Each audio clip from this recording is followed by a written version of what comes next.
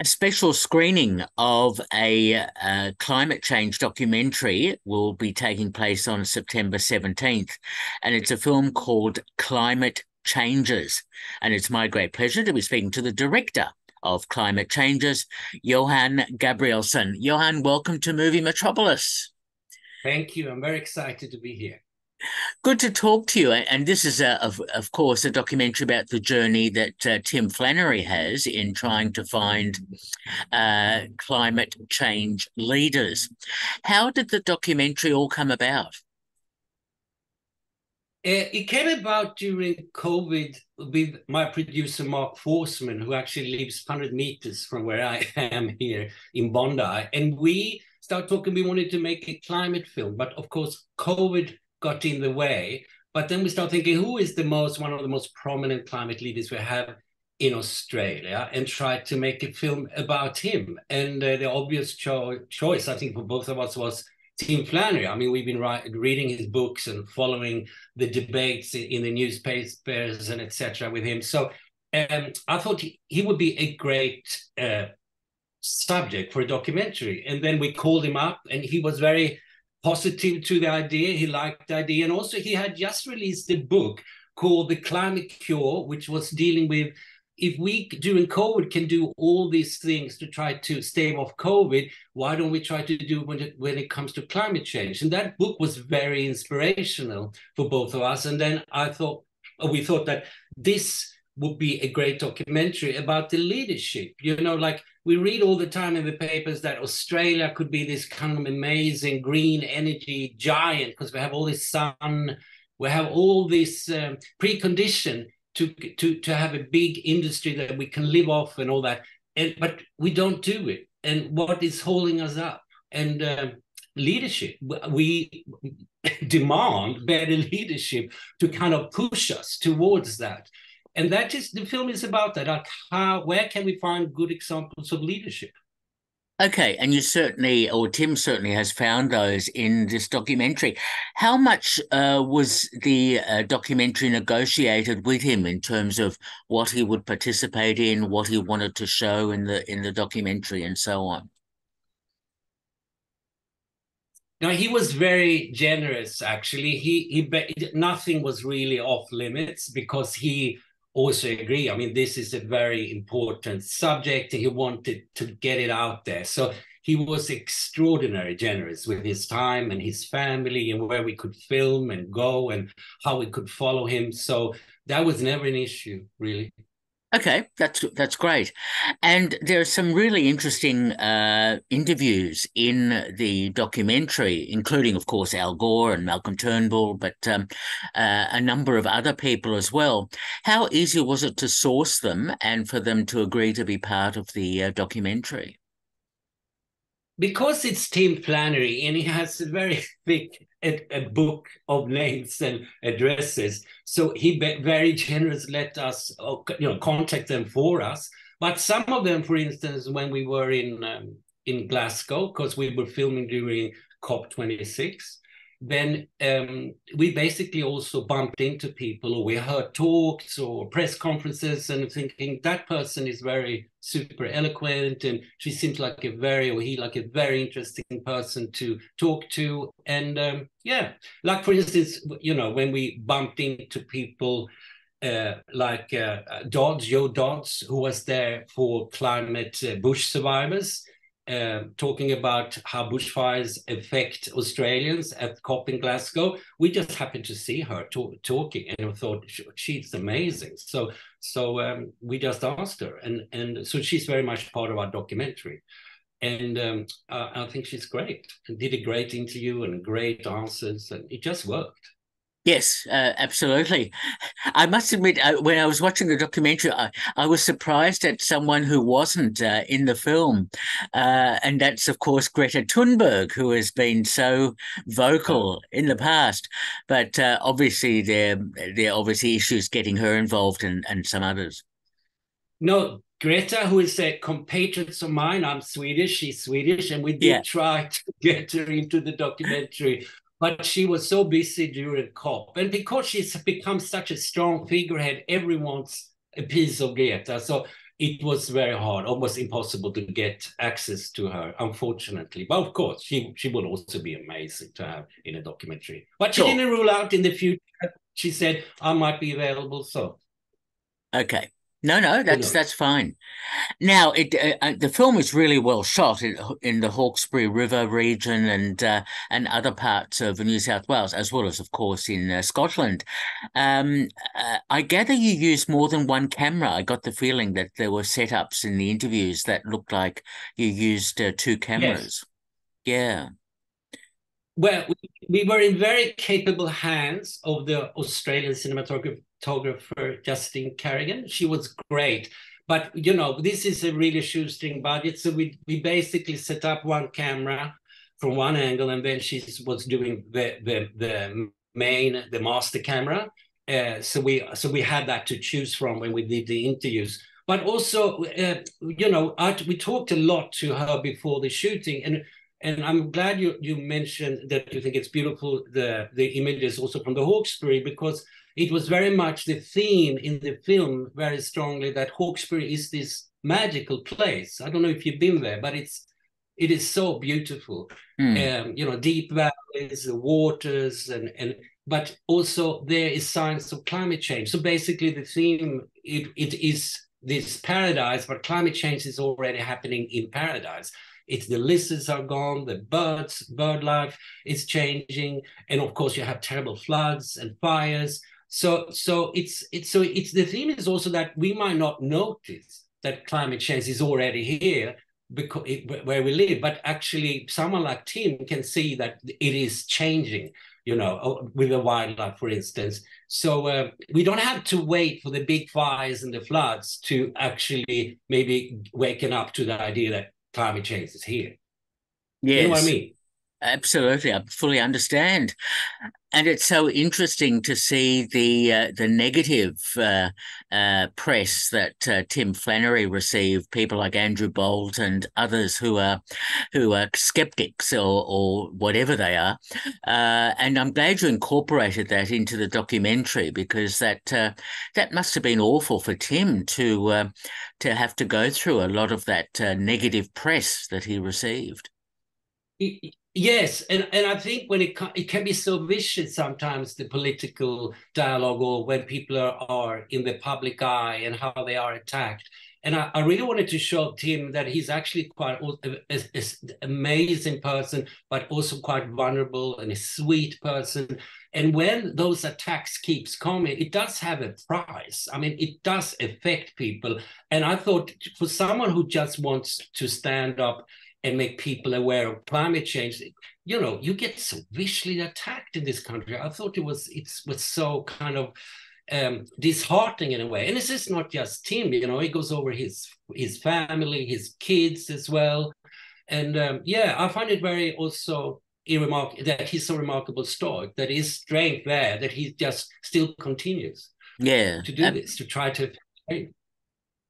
absolutely. No, I admire his strength of conviction and his messages, which are really so important. And he must also have been disappointed in Scotland, in Glasgow, at COP26, that the resolution was not really a particularly strong one about moving forward with climate change. Sometimes I think that his personality affected this film and the tone of the film, because even though it is quite dire, and even though, as you rightly point out, the result of COP maybe wasn't that what everybody kind of dreamt on, but at least the ball still keep on rolling. And he's been to many of these meetings. And I think that what he takes away from it, and what I also saw, is that there are much more voices coming into the discussion. It's not the same politicians talking about the same thing and kind of sometimes end up in terrible gridlocks. There are much more women, indigenous people from Africa, South America. It's become much more a pressure, a good pressure, that people from all over the world, we need results. And that pressure, he felt it, and I felt it. I mean, I've only been to one, but I felt it as well. It was pressure, and I think that, and hopefully now becoming one in Dubai will hopefully feed off that kind of change of inclusion of voices, that we will have a different COP, I think it is November, in Dubai, much more inclusiveness. And also much more that we have to solve this now. I mean, it's just getting worse and worse. So, well, that certainly comes through. The urgency of needing to deal with this is just so important, and and in fact, a film like yours, Climate Changes, should have or should participate in political pressure for governments, especially in Australia, but also overseas, to take some action. Yeah, I'm very glad to say that, because that would be, I mean, the ultimate goal for the film, to actually affect change. But we're working with these wonderful people from DAF, which is Documentary Australia Foundation, and they have impact campaign and have chosen our film, among some others, to actually try to instigate change. And one can go to their website and read about it, about how we can affect politicians and hopefully affect the political discussion in this country, and frame it like it's an urgency that we need to solve. But I do want to stress that it's an optimistic film in that sense, because I don't want people to think it's all doom and gloom in our film and everything's going to shit. Because I hope people come away also feeling inspired, because we have examples on the film that I hope inspire people that you can actually do change. You can change, you can be a leader in your own house, or the suggestions that you can make when it comes to heating your car. You can actually instigate change. And if a majority of enough people do it, actually we can maybe also meet our targets that we need to meet. But also put pressure on our politician, like the politician I elected. What is your climate program? What is your goal? How are you going to manifest that? And if it's not happening, why is it not happening? So we also need to put pressures on our leader much stronger maybe than we've done before. Oh, absolutely. And a lot of change happens from the ground up, from people making change, hence the various leaders who are in your documentary and suggesting and making changes and so on. So yes, there is that optimism certainly in the film. Okay, yes. Well, that's great. I mean, we also, I mean, we met some remarkable people. I found it's very fascinating that one of the best politicians that Tim sees in our film, and the problem solvers, are actually in the Highland, on the Solomon Islands. That kind of leadership that he thinks is a good example. When you listen to all the voices, you are transparent, and you make everyone feel they're moving forward. And maybe that's a little bit what we're missing in Australian politics. Like, you don't maybe feel that urgency, or that we all moving towards the target. We're so polarized. Yes, exactly right. Very polarized, especially what's happening with the Indigenous referendum as well. But that's outside of your scope. Yeah. I mean, Tim is such an interesting person, and I know this is a very tightly constructed 1 hour documentary. And there's a little bit of archival footage about Tim. Was the film going to be longer? Was there going to be a bit more about his background and so on? No, we wanted to basically show Tim where he comes from, his upbringing, and maybe give it clues about how he's managed to go on despite all the criticism, and have this, to champion this cause. So, but not dwell too much into that, but to more concentrate on the positive, and also what's happening around the world. What can we do it here in Australia? We can still do it. We're still enough time to do something positive and save this amazing planet we have. So I didn't want to take it too much about his. I just wanted to be there as a flavor about, so you see where he comes from. That was the idea, really. Okay, no, fair enough, fair enough. So in making this very tightly constructed, as I mentioned, 1 hour doco, the editing process and all the interviews that you had and footage and so on, it must have been an interesting task to edit that into a really cohesive narrative. Yes, it was. It was actually, because you have a lot of moving parts and you have a lot of themes and everything. But my background is documentary radio. I've been making documentaries for radio for quite a long time, and I've done a couple of films. But in radio, as you know, you got to have a structure. Like you have to have a structure, otherwise you lose your listeners immediately. So it was quite early on that we sorted out that structure. And then, of course, you finesse it, and then maybe things change, of course. But it was, it was very clear idea that this was a journey. We present who Tim is, you get an understanding what drives him, and then you reflect about what he's been experienced before that shaped him as a character. I mean, that whole fiasco in Copenhagen, and then he said, I don't want to be part of a cop again that's going to have that same outcome, and the urgency of situation, building drama, and then ending the film in a positive way. You know, we have the wonderful Saul Griffith saying, you know, we can change. Every one of us can make a difference. And that was, but so we worked that out, and it was very clear from the beginning what the film was going to be. Okay. No, fair enough, fair enough.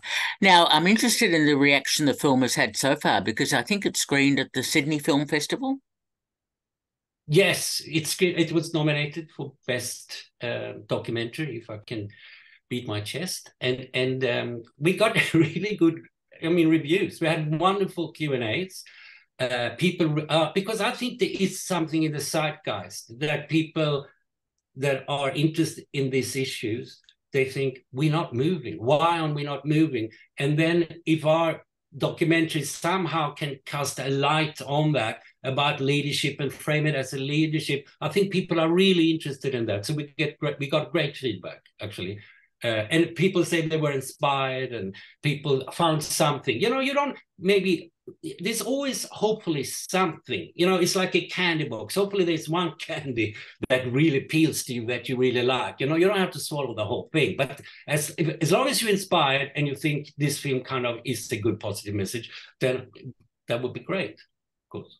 Absolutely. Film as agent of change. I always say that with documentaries, that film can do that. All right, so let's talk about now September 17th, the live streaming event. It's happening nationally, but let's focus on Melbourne. Tell me about what's going to be happening there. Well, we're very excited. I mean, we have at around 5 o'clock for the cinemas, we're having a Q&A that's beamed live all over Australia, in Melbourne. And we're having Tim Flannery, Saul Griffith, Kavita Naidu, and Jael Stone, who is the MC. She's an actress and a climate activist. And it's a Q&A where people go to see our film, hopefully get really inspired, and then want to know more or ask questions to Tim or Saul or Kavita about and know more things, or get engaged or have questions. I mean, the Q&As that we had with Sydney Film Festival, the question comes from all kind of themes. So I hope people come in Melbourne or Australia and ask these questions. And it's showing in quite a lot of cinemas in Victoria. It's can I say the cinemas? Is that yes, okay? Of course. Yes. Yes. So it's around 5:30, and it's the Lido Cinema, Classic Elstonwick, Cameo Cinemas, Village Cinemas, Jam Factory, Village Cinemas, Geelong, Village Cinemas, Crown Casino, and the Theatre Royal in Castlemaine. And can I also say the New South Wales one, because I know a lot of people follow your show here in New South Wales as well, if that's okay. And it's the Ritz Cinema in Randwick, Dendy Newtown, the Regent, Murwillumbah, Avoca Beach Pictures Theatre, and Civic Centre in Cobra. And if people are interested in the topic, they're interested in Tim Flannery, Saul Griffith, and our human rights lover, Kavita Naidu, and want to know more about this issue, please come to our cinemas and ask questions and get engaged. That sounds terrific, actually. It's just so great that it's being live streamed to so many cinemas, and on September 17th, adjacent, of course, to the screening of Climate Changes. And I read too that after that live streaming, the film will have a cinema release. It will have a cinema release. At what impact, how much, I'm not really clear about that yet. But also, so I can't really tell you. But we have a wonderful website called climatechangesmovie.com, where all information about the film is there, basically. So, yeah. Excellent. No, the website, that's terrific. People can go to that and get more information and so on. So, look, well done on that, Johan. And are you also planning another film at the moment?